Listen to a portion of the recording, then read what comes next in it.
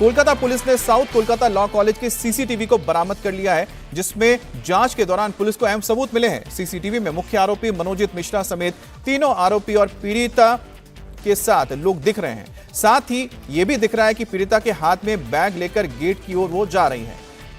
तभी तो आरोपी उसे जबरन घसीटते हुए कॉलेज के अंदर ले जाते हुए दिख रहे हैं। अब पीड़िता ने यह बात अपने बयान में कही थी, अब सीसीटीवी में भी यही पुष्टि हो रही है। उधर कोलकाता रेप कांड की जांच के लिए बीजेपी ने 4 सदस्यीय कमेटी का भी गठन किया है, जो आज इस मामले की जांच करेगी और उसके बाद बीजेपी के राष्ट्रीय अध्यक्ष जेपी नड्डा को रिपोर्ट सौंपेगी।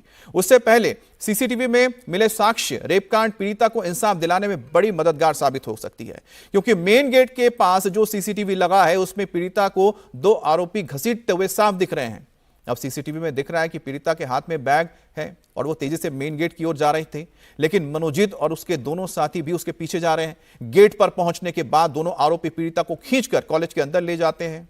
हालांकि यूनियन रूम और गार्ड रूम के बाहर कोई सीसीटीवी नहीं मिला है, लेकिन जो सीसीटीवी मिला है उसमें कुछ देर बाद बारी बारी से आरोपी बाहर जाते हुए भी दिख रहे हैं।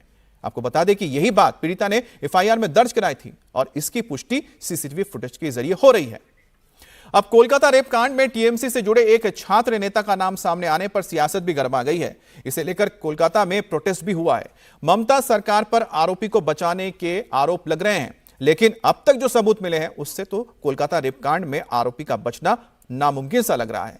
सीसीटीवी फुटेज में तीनों आरोपियों को देखा गया है। पीड़िता को घसीटा जा रहा है। एक आरोपी के मोबाइल से वारदात को शूट भी किया गया है और यह वीडियो मिलाना है।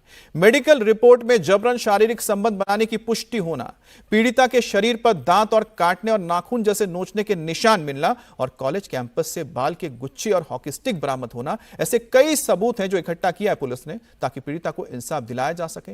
लेकिन ममता के राज में रेप की बढ़ती घटनाओं को लेकर बीजेपी अब मुख्यमंत्री ममता बनर्जी को घेर रही है। बंगाल की कोई बेटी सुरक्षित नहीं है। पार्क स्ट्रीट से शुरू हुआ था, मेडिकल कॉलेज से कस्बा, कोई कन्या सुरक्षित नहीं है। बीजेपी कन्या सुरक्षा यात्रा चालू कर दिया, पूरा जनता गुस्से में है। ममता को हटाना चाहिए। वो रेपिस्ट का लीडर है, टीएमसी रेपिस्ट का पार्टी है। और हमारे साथ ओंकार भी जुड़ गए हैं। ओंकार, आज का दिन बहुत ही हलचल वाला रहने वाला है, क्योंकि बीजेपी की फैक्ट फाइंडिंग टीम भी पहुंच रही है और इसे लेकर खूब सियासत भी हो रही है। बंगाल की सियासत में उबाल आया हुआ है। लेकिन दूसरी तरफ यह भी बताइएगा कि आखिरकार पुलिस के हाथ में अब तक जो साक्ष्य लगे हैं, जो सबूत लगे हैं, वो कितने फुल प्रूफ हैं ताकि जो आरोपी हैं उन्हें सजा मिल सके, कठोर सजा मिल सके। अमित, सबसे पहले आपका दूसरा सवाल का मैं उत्तर दे देता हूं। वो है कि जैसे कि देखा गया है, पीड़िता ने वो अपने एफआईआर में जो दर्ज करवाया था, यानी कि उनको मेन गेट पे जब वो पहुंचे भागते हुए, तब वो मेन गेट पे ताले देखे। उसके बाद ये मूल आरोपी, मुख्य आरोपी यानी कि मनोजीत मिश्रा का 2 और जो लोग थे उसमें, उन दोनों ने मिलकर पीड़िता को घसीटते हुए सीधा गार्ड रूम तक ले गए।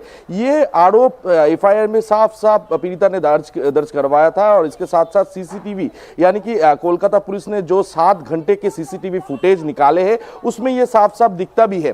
तो ये कहीं ना कहीं पीड़िता ने जो आरोप लगाया था, ये सीसीटीवी से पुष्टि हो जाता है कि ये 2 लोग आरोपी जो है, 2 आरोपी सीधा घसीटते हुए उनको गार्ड रूम पे ले गया और उसके बाद मनोजीत मिश्रा ने पूरी दुष्कर्म उस पीड़िता, उस बेटी के साथ किया। इसकी पुष्टि कोलकाता पुलिस की तरफ से की गई है और सूत्रों के हवाले से जो खबर मिल रही है, इस सीसीटीवी में सारे के सारे ये जितने भी आरोप है, वो आरोप जो लगाया गया है पीड़िता बेटी की तरफ से, सारे के सारे वो सीसीटीवी में दिख भी रहा है। तो इसके साथ साथ ये जो पूरी घटना हुई है, तो आपका कहना है कि जो बयान आया है और जो सीसीटीवी का हम जिक्र कर रहे हैं उसमें सारी चीजें मिल जा रही है, यानी कि कड़ियां एक के साथ एक जुड़ती जा रही हैं और यह माना जा रहा है कि एक बहुत बड़ा ठोस सबूत है इन आरोपियों के खिलाफ। लेकिन साथ ही आज जो सियासी हलचल है वो भी देखने को मिलेगा। मीनाक्षी लेखी है, सतपाल मलिक है, इसके अलावा विप्लव देव है, जो बीजेपी के फैक्ट फाइंडिंग टीम में शामिल है। जब वो पहुंचेंगे तो किस तरह के उनके बयान आते हैं उस पर आप नजर जरूर रखिएगा। हम आपके पास लौटेंगे।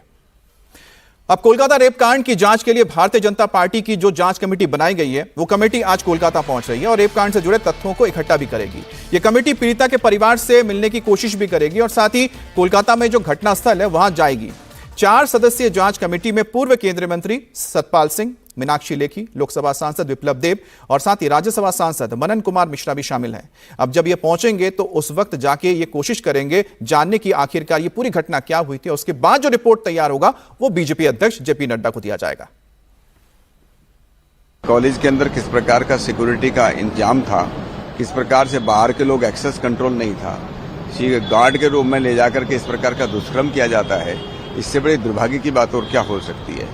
तो वहीं हम लोगों से बात करेंगे, जितने भी स्टेक होल्डर्स हैं, पुलिस ने क्या किया है, कॉलेज में क्या सुरक्षा व्यवस्था थी, और जो पीड़िता है उसके परिजनों से मिलने की हम कोशिश करेंगे।